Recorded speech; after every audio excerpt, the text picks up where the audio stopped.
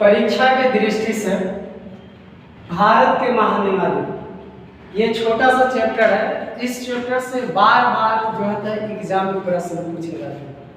तो देखते हैं कि किस सेक्शन से किस आधार पर एग्जाम में प्रश्न पूछे जाते हैं। हम उन्हीं बातों को संग्रह करेंगे जो बात मूल रूप से एग्जाम में पूछे जाते हैं और इसी को एक नज़र में हम देखेंगे। ये बहुत अच्छा टॉपिक है। अब इसमें देखते हैं कि भारत के महानिवादी, पहले प्रश्न उठता है कि भाई ये महानिवादी होते कौन है। तो ये महानिवादी जो होते हैं यह एक प्रकार का विधि अधिकारी होता है।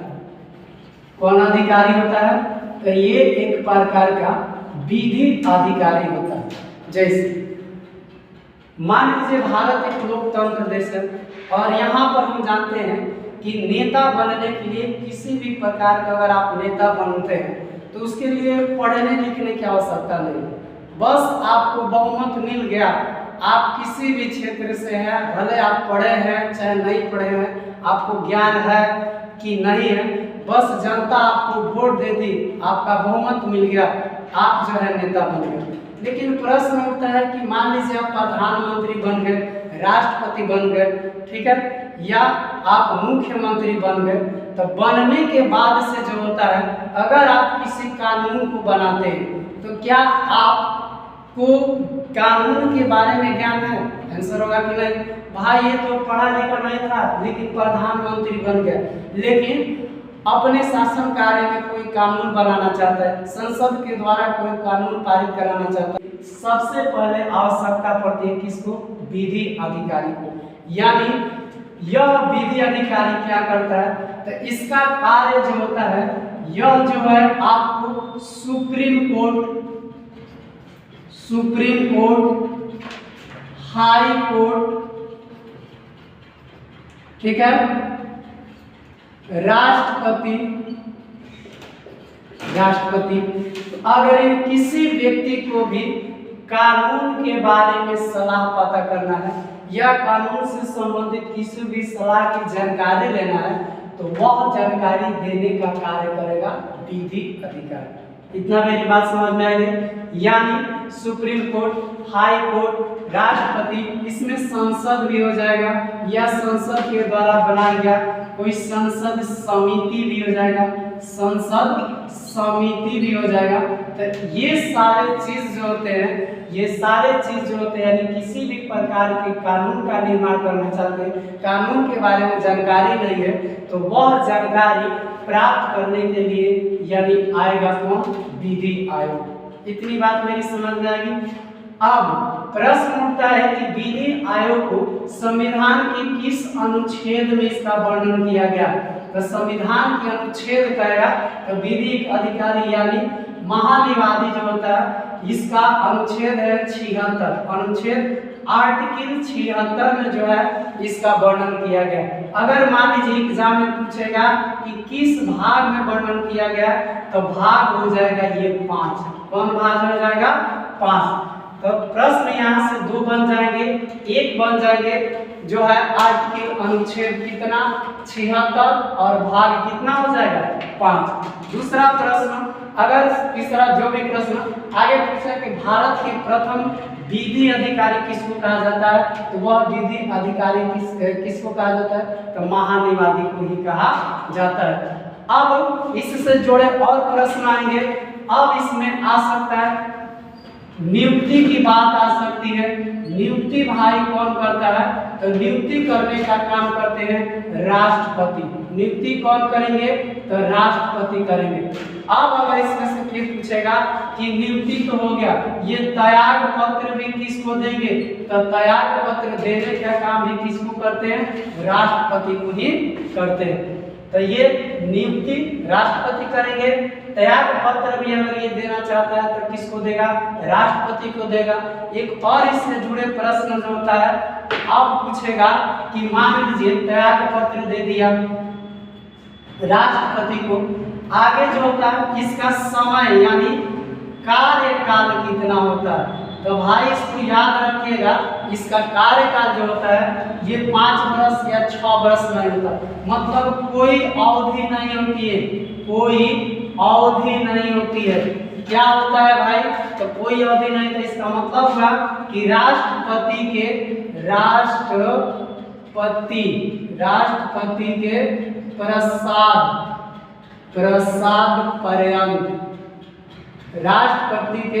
प्रसाद पर्यंत पर होते हैं। इसका और राष्ट्रपति के प्रसाद पर्यंत कहने का मतलब होता है कि जब राष्ट्रपति चाहेंगे तो ये महानिवादी रहेगा, जब राष्ट्रपति नहीं चाहेंगे तो ये महानिवादी क्या होगा? नहीं रहेगा। यानी राष्ट्रपति के स्वेच्छा पर डिपेंड करता है कि महानिवादी रहेगा या नहीं रहेगा। तो इसलिए नियुक्ति कौन करेगा भाई? राष्ट्रपति। त्याग पत्र किसको दे सकते हैं? राष्ट्रपति।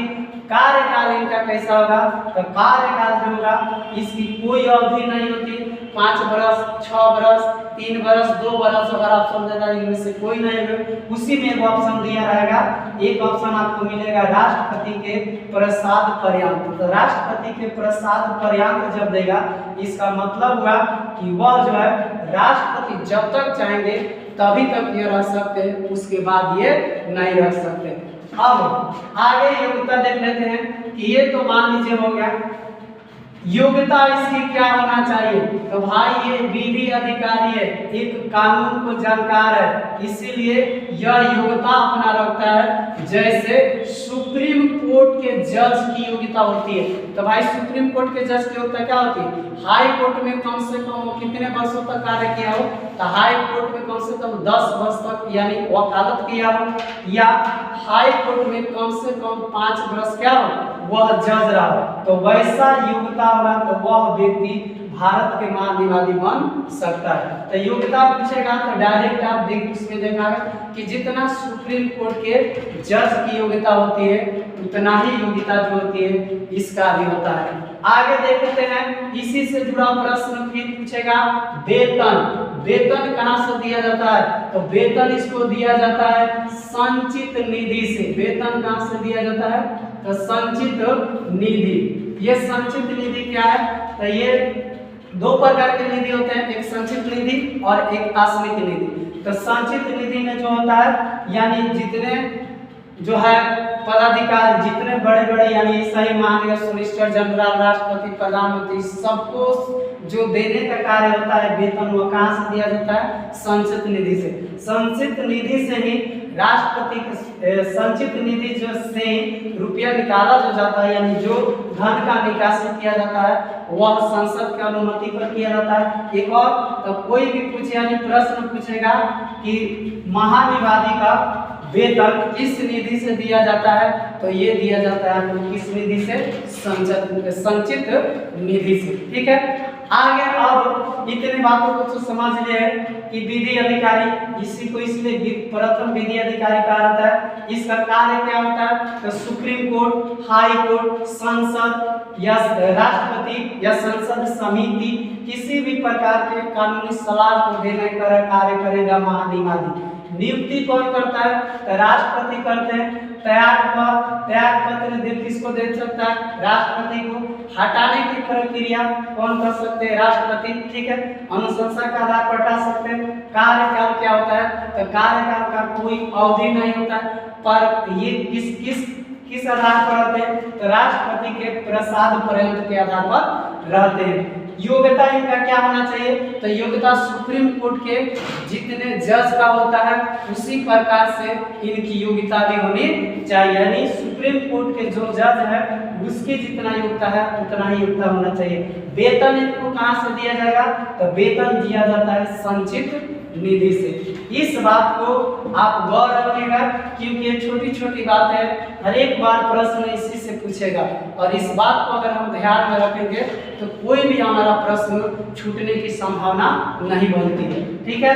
आगे देखते हैं कि अब इसका कुछ कार्यकाल होता है कि कौन कौन से कार्य होते हैं। तो कुछ कार्य होते हैं। पहला कार्य हमने तो आपको बता ही दिया कि पहला कार्य जो होता है यानी सलाह, कानूनी सलाह देगा। ठीक है। दूसरा कानूनी सलाह किसी भी क्षेत्र में जो होगा ये कानूनी मतलब ये कानूनी सलाह दे सकता है। तीसरा, यह कुछ इसके अधिकार होते हैं, ये अधिकार की बात कर लेते हैं। तो अधिकार से भी प्रश्न पूछा है कि महानिवादी का अधिकार क्या होता है। तो इसका पहला यानी एक अधिकार होता है कि संसद भवन में, ठीक है, संसद में ये बैठने की इसे अनुमति है, इसे बोलने की अनुमति है, लेकिन अगर इसको मतदान की बात आ जाएगी तो मतदान में इसकी अनुमति नहीं है। अधिकार क्या है? संसद में बैठ सकता है, संसद में बोल सकता है, ठीक है। जितना संसद को विशेषाधिकार है उतना विशेषाधिकार संसद में इसको मिल सकता है, परंतु केवल एक आपको याद रखेगा कि वह मतदान नहीं कर सकता है। समझ में आ गया? तो संसद में बैठ सकता है, बोल सकता है, लेकिन मतदान नहीं कर सकता है, ठीक है। आगे जो होता है कुछ और इसके कार्य होते हैं। अब देखिए, ये भारत सरकार के केस को लड़ सकता है। भारत सरकार यानी किसी भी प्रकार से अगर कोई मुकदमा लड़ना होगा, ये जब भी मुकदमा लड़ेगा तो भारत सरकार का लड़ेगा, ये भारत सरकार के पक्ष में मुकदमा लड़ेगा। लेकिन अगर यही कहा जाए कि क्या यह विपक्ष में भी लड़ता है तो आंसर होगा नहीं। ये कभी भी भारत सरकार के खिलाफ मुकदमा लड़ने का कार्य नहीं कर सकता। चाहे कोई भी स्थिति हो जाए, भारत सरकार के खिलाफ मुकदमा नहीं लड़ सकता। ये भी होता है, ये निज व्यक्ति का भी मुकदमा लड़ सकता है। निज व्यक्ति यानी निजी किसी का पर्सनल मामला है, उसमें भी मुकदमा लड़ सकता है, ठीक है। लेकिन ये मुकदमा लड़ेगा, लेकिन वेतन से संबंधित कुछ समस्या आ जाती है, इसीलिए लड़ने का कार्य नहीं करते। तीसरा जो होता है बात, यह जो है आपको अब प्रश्न उठता है कि इसके प्रथम जो है, प्रथम विधि अधिकारी कौन थे? तो प्रथम विधि अधिकारी थे MC सीतलवाड़। MC सीतलवाड़ कौन थे? MC सीतलवाड़। अभी हाल में 67वीं बीपीएससी में पूछा हुआ प्रश्न है कि जो है प्रथम विधि अधिकारी कौन थे यानी महानिवादी कौन थे? तो ये प्रथम जो थे आपको कौन थे? यानी ये आपका है MC सीतलवाड़। इस प्रकार से आप टोटल इससे मिला जुला एक और प्रश्न है। देखिए, यही पद भारत में जो है संसद के प्रति हमने बताया कि बैठने की अनुमति है, बोलने की अनुमति है, लेकिन मताधिकार अगर यही पूछे किस देश में बैठने, बोलने और मतदान देने की भी अनुमति है, तो ब्रिटेन के महानिवादी को संसद में मतदान देने के भी क्या है? अनुमति है, यानी मतदान दे सकता है, लेकिन भारत में नहीं दे सकता है। फिर से इन बातों को एक बार से देख लिया जाए किस प्रकार से अपने सारे कार्यों को करते हैं। देखिए, पहला प्रश्न, महानिवादी इसको विधि अधिकारी कहा जाता है। क्यों कहा जाता है? क्योंकि ये जितने कानूनी संबंधित सलाहों को ये क्या कर सकता है? दे सकता है। किसको दे सकता है? तो सुप्रीम कोर्ट को दे सकता है, हाई कोर्ट को दे सकता है, राष्ट्रपति को दे सकता है, संसद समिति को दे सकता है। आगे प्रश्न उठता है कि भाई संविधान के किस अनुच्छेद में है? तो संविधान के 76, संविधान के अनुच्छेद जो है 76 में इसका जो है जिक्र किया गया। भाग किस में? तो भाग 5, अनुच्छेद 76 भाग 5। नियुक्ति से पूछेगा, नियुक्ति कौन करते हैं? तो राष्ट्रपति करते हैं। त्याग पत्र किसको दे सकता है? तो राष्ट्रपति को दे सकता है। कार्यकाल क्या होती है? तो कार्यकाल की अवधि नहीं होती है, बल्कि राष्ट्रपति के प्रसाद पर्यंत रहता है। मतलब राष्ट्रपति चाहेंगे तो ये रह सकता है और राष्ट्रपति नहीं चाहेंगे तो ये नहीं रह सकता, ठीक है। योग्यता, सबसे बड़ी बात है योग्यता। योग्यता कैसी होना चाहिए?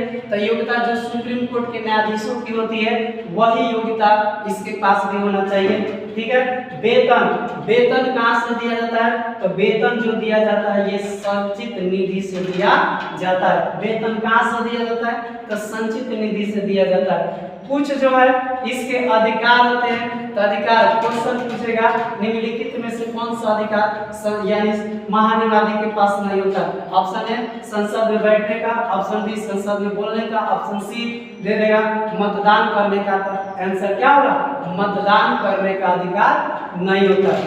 ये देखिए, भारत के किसी भी संबंधित मुकदमा को लड़ने का कार्य करता है। कब? सरकार के खिलाफ। याद रखिएगा इस पॉइंट को कि सरकार के खिलाफ कभी भी मुकदमा नहीं लड़ सकता है। ये सरकार के खिलाफ मुकदमा नहीं लड़ा, सरकार की तरफ से मुकदमा लड़ता है। ठीक है, आगे जो है प्रथम विधि अधिकारी कौन थे? तो प्रथम विधि अधिकारी जो थे ये आपको एनसी सीतलवाड़ थे, जो हाल में ही 67वीं बीपीएससी में प्रश्न पूछा गया। इस तरीका से मुझे उम्मीद है कि आपको कुछ न कुछ इससे बातें याद हुई होगी। तो इस तरीके से आप इन सारे पॉइंटों को आप याद रखेगा।